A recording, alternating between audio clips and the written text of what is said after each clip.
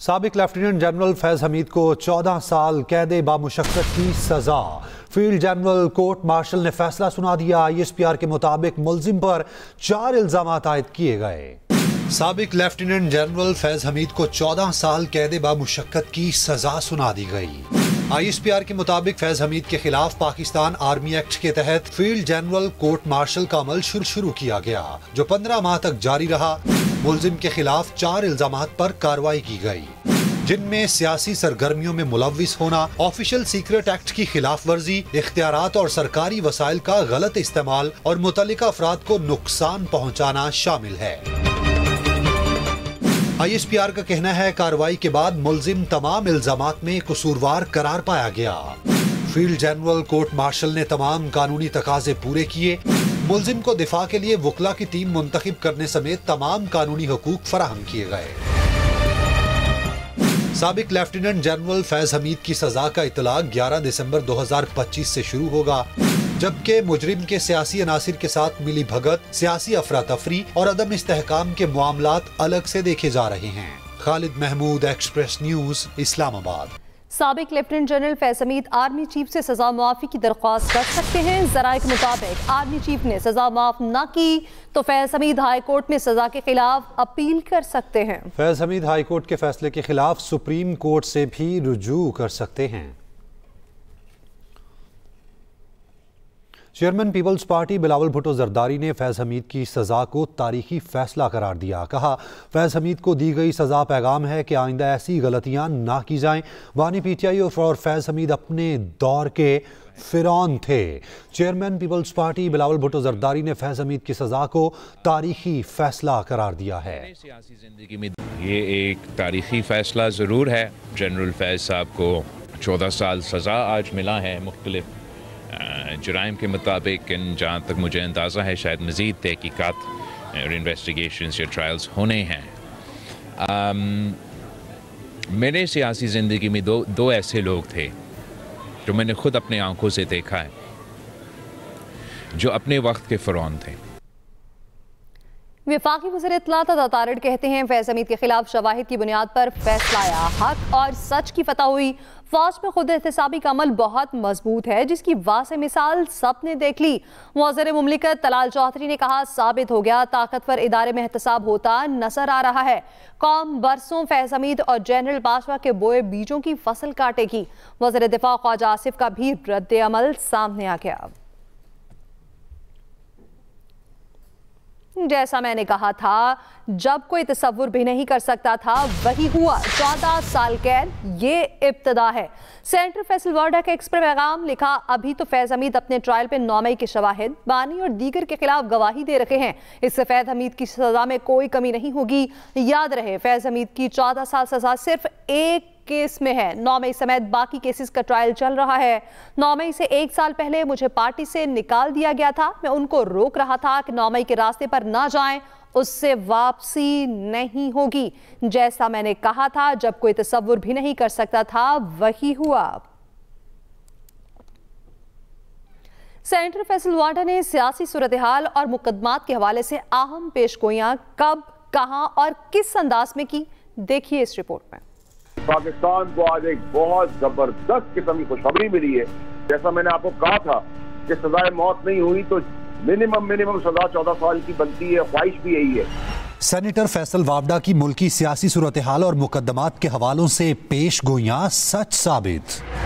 Senator Faisal Vawda ने 12 अगस्त 2024 को lieutenant general retired Faiz Hamid के खिलाफ कोर्ट मार्शल का अमल शुरू होने पर कहा था, जो लोग PTI को तबाही की तरफ लेकर गए, ये उनके लिए शुरुआत है। जो लोग इस पुष्पनाई में थे, समेत इस खास के फैज हमीद के, जो PTI को अंत तक तबाही की तरफ लेके गए हैं और वो खुद भी इनके साथ मिलकर सारी गेम करते रहे, ये शुरुआत है। अभी बड़े बड़े बुत गिरने। साबिक वफाकी वजीर ने यह भी पेशगोई की थी कि 9 मई और अरशद शरीफ केस अब मंतकी अंजाम तक पहुंचेंगे। फैसल वावडा ने 5 दिसंबर 2025 को एक्स पैगाम में कहा था, पाकिस्तान के दुश्मनों को सड़क पर पट्टा डालने का वक्त शुरू हुआ चाहता है। रियासत बैरून मुल्क और अंदरूने मुल्क दुश्मनों के सवालात के जवाबात ठोक बजा कर देगी। फैसल वावडा का 8 दिसंबर 2025 को इंटरव्यू में कहना था, फैज हमीद केस के फैसले का आवाम को इंतजार नहीं करना पड़ेगा। जनरल फैज साहब के केस के अंदर आपको 45 साहब भुट्टो साहब की तरह इंतजार नहीं करना होगा। ये मैं आपको बड़ी क्लैरिटी बता रहा हूँ। वहाँ बहुत शफाफ तरीकेकार है, ट्रायल भी होगा, जो भी उसका तरीकेकार है, हर चीज़ एविडेंस सब कुछ रिकॉर्ड होगा, आएगा, ठोक बजा के आएगा। और जो मैं समझता हूँ, जो मैं चाहता हूँ, जो मेरी ख्वाहिश है कि उनको सजाए मौत ना हो, लेकिन 14 साल की क्या तो हो कि वो बगावत है, करप्शन है, मुल्क का गद्दारी है। सेनेटर फैसल वावडा ने chief of army staff field marshal Asim Munir के चीफ ऑफ डिफेंस फोर्सेस की तकर्रुर से मुतालिक भी पेशगोई की थी, जो दुरुस्त साबित हुई। 3 दिसंबर 2025 को एक्स पर कहा था नोटिफिकेशन जल्द आ रहा है। दूसरी जानिब वज़ीर आला KP सुहेल आफरीदी ने साबिक लेफ्टिनेंट जनरल फैज हमीद को 14 साल कैद बामुशक्कत की सजा पर रद्द-ए-अमल देते हुए कहा है कि फैज हमीद एक इदारे का मुलाजिम था। तो ये देखिए जी, फैज हमीद साहब जो हैं एक इदारे का मुलाजिम था। अगर उस इदारे में जो है उनको किसी बात पर सजा दी गई है तो ये उनका अंदरूनी मामला है। लंदन हाई कोर्ट के हुक्म पर यूट्यूबर आदिल राजा ने माफी मांग ली है। लंदन हाई कोर्ट ने 2 वार्निंग्स भी जारी कर दी। जज ने फैसले में कहा, राशिद नसीर के खिलाफ लगाए गए इल्जामात का कोई दिफा नहीं। वज़ीर आज़म शहबाज शरीफ की 2 रोज़ा दौरे पर तुर्कमानिस्तान आमद, शानदार इस्तकबाल किया गया। वज़ीर आज़म की तुर्कमानिस्तान के सदर से मुलाकात, शानदार मेहमान नवाजी पर शुक्रिया अदा किया। तुर्कमानिस्तान की मुस्तकिल गैर जानिबदारी की 30वीं सालगिरह पर मुबारकबाद दी।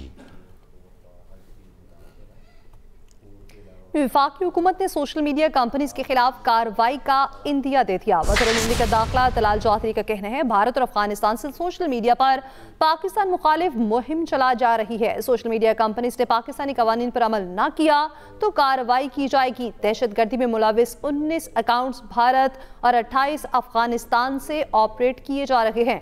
बैरिस्टर अकील ने कहा, फ़लस्तीन के मामले पर 24 घंटे में वीडियो डिलीट कर दी जाती है।